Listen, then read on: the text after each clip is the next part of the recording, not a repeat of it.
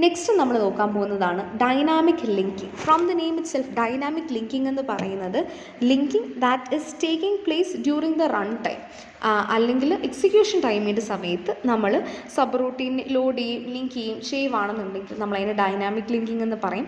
Dynamic linking എന്നായിട്ട് കൊടുക്കണം എന്നില്ല, ചിലപ്പം ഈ പേരുകളായിട്ട് നമുക്ക് ഈ ഒരു ഫംഗ്ഷനെ നമുക്ക് ഡിഫൈൻ ചെയ്യാം. Dynamic linking, dynamic loading or load on call. So ഈ ഒരു ഡൈനാമിക് ലിങ്കിങ് എന്ന് പറയുന്നത് ബേസിക്കലി നമ്മൾക്ക് എന്താണ് പറഞ്ഞ ഒരു പ്രോഗ്രാം, ഇപ്പോൾ ഒരു എക്സിക്യൂട്ട് ചെയ്യുന്ന പ്രോഗ്രാമിൻ്റെ it is actually helpful to share one copy. നമ്മളുടെ സബ് റൂട്ടീൻ്റെ അല്ലെങ്കിൽ ഇപ്പോൾ യൂസ് ചെയ്യുന്ന ഒരു എക്സിക്യൂട്ട് ചെയ്യുന്ന ഒരു പ്രോഗ്രാമിൻ്റെ സബ് റൂട്ടീൻ യൂസ് ചെയ്യുന്നതിൻ്റെ ഒരു പെർട്ടിക്കുലർ കോപ്പി മാത്രം ഷെയർ ചെയ്യാനായിട്ട് ഡൈനാമിക് ലിങ്കിങ് സഹായിക്കും. ഇപ്പോൾ ഒരു എക്സാമ്പിൾ പറഞ്ഞു കഴിഞ്ഞാൽ ഒരു റൺ ടൈമിൻ്റെ സമയത്ത് നമുക്കിപ്പം just like for an high level language C, നമുക്ക് അപ്പം ആ ഒരു സിംഗിൾ കോപ്പി, ഇപ്പോൾ ലൈബ്രറിയിൽ ഒരു സിംഗിൾ കോപ്പി സ്റ്റോർ ചെയ്യുന്നതാണ് നമ്മുടെ മെമ്മറിക്ക് എപ്പോഴും നല്ലത്.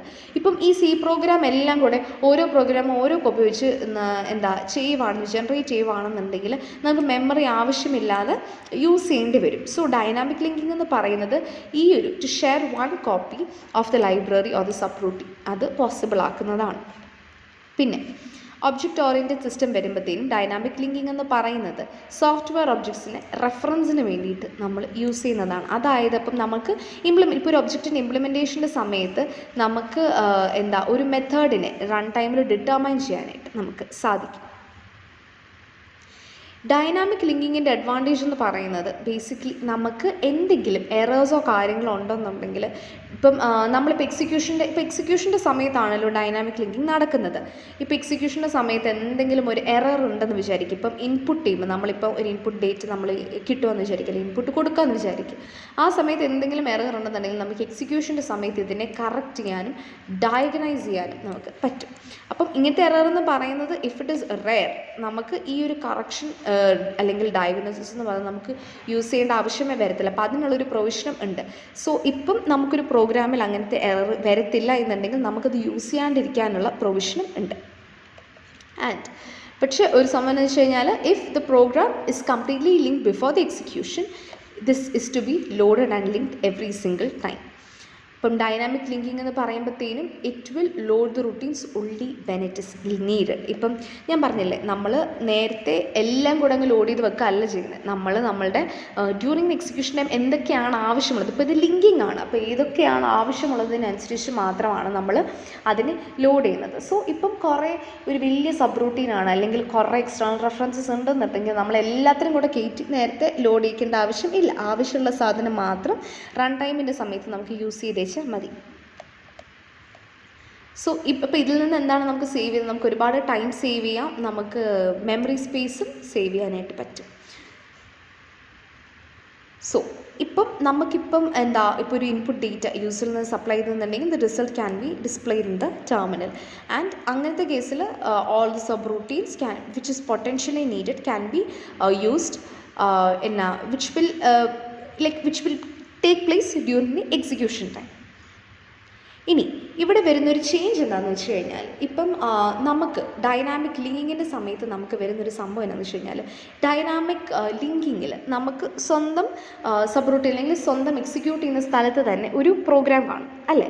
ആ ഒരു ഒരു പ്രോഗ്രാം അല്ല, ഒരു ടേബിൾ കാണും. അപ്പോൾ ആ ടേബിളിനകത്തായിരിക്കും നമ്മുടെ ഡേറ്റാസ് എല്ലാം സ്റ്റോർ ചെയ്യുന്നത്.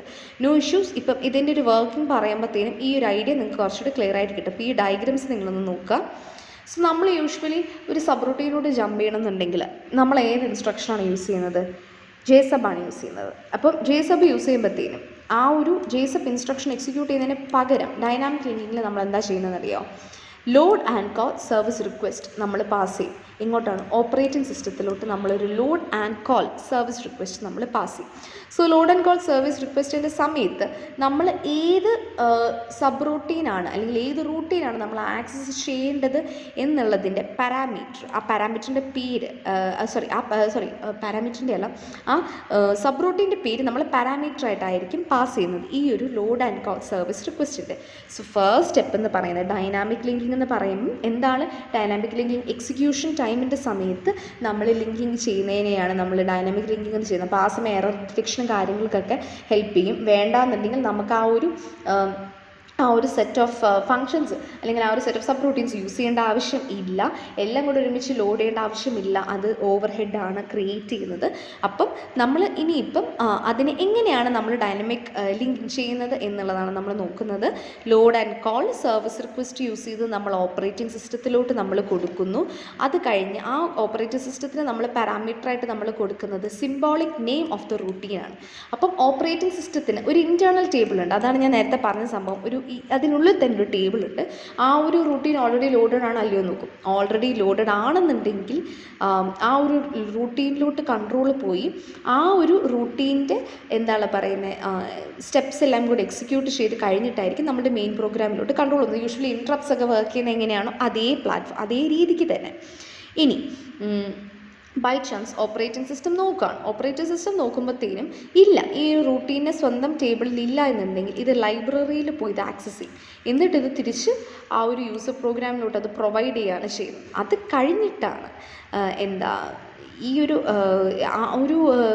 ലൈബ്രറി പോയിട്ട് ആ ഒരു സംഭവം ഇൻറ്റേർണൽ ടേബിളിലോട്ട് കൊണ്ടുവന്ന് കഴിഞ്ഞിട്ട് അതിൻ്റെ എക്സിക്യൂഷൻ്റെ കാര്യങ്ങൾ പെർഫോം ചെയ്യും ഡ്യൂറിങ് എക്സിക്യൂഷൻ ടൈം. അപ്പം once the call subroutine completes its processing അതിൻ്റെ കൺട്രോൾ കോളറിലോട്ടാണ് റിട്ടേൺ ചെയ്യുന്നത്. അപ്പം ഇഷ്യൂ ആരാണ് റിക്വസ്റ്റ് ആരാണ് ഇഷ്യൂ ചെയ്തത് അതിനനുസരിച്ചായിരിക്കും കൺട്രോൾ തിരിച്ചു പോകുന്നത്. സബ് റൂട്ടീൻ കംപ്ലീറ്റ് ചെയ്ത് കഴിഞ്ഞേച്ച് നമ്മളുടെ ഇപ്പം ചില സിറ്റുവേഷൻസിൽ നമ്മൾ ഒരു സബ് റൂട്ടീൻ കോൾ ചെയ്തു. അപ്പോൾ നമ്മൾ ഇൻറ്റേർണൽ ടേബിളിലോട്ട് നമ്മൾ ലൈബ്രറിയിൽ നിന്ന് ഒരു സബ് റൂട്ടീൻ എടുത്ത് ലോഡ് ചെയ്തു എന്ന് വിചാരിക്കും.